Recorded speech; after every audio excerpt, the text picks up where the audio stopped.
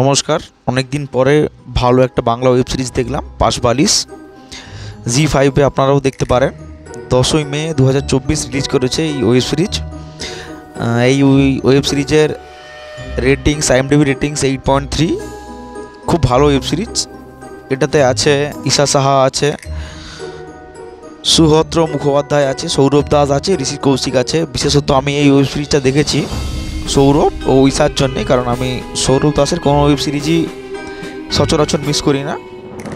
এটাতে একটা আলাদা স্টোরি আছে, আর সত্যি যে হিরো আমি ঠিক মতো চিনি না, বাট অ্যাক্টিং এ ক্লাস, সেই লেভেলের। ওভারঅল ওয়েব সিরিজ খুব সুন্দর। পাহাড়ের বিভিন্ন নেচার, প্রকৃতি যেভাবে হয় সেগুলো আছে। খুব ভালো ওয়েব সিরিজ। যে পাহাড়বংশী ও আমাদের নর্মাল মানুষদের যে জীবনযাপন, যে সাংঘাতিক চা বাগানের মালিকদের সঙ্গে যে সাংঘাতিক ঘটনা হয়, সেগুলোই ফুটিয়ে তুলেছে। এবং ছোটোবেলা থেকে কীভাবে মানুষ হচ্ছে সেগুলোই ফুটিয়ে তুলেছে। আপনারা ওয়েব সিরিজ দেখুন আর আমার চ্যানেলকে সাবস্ক্রাইব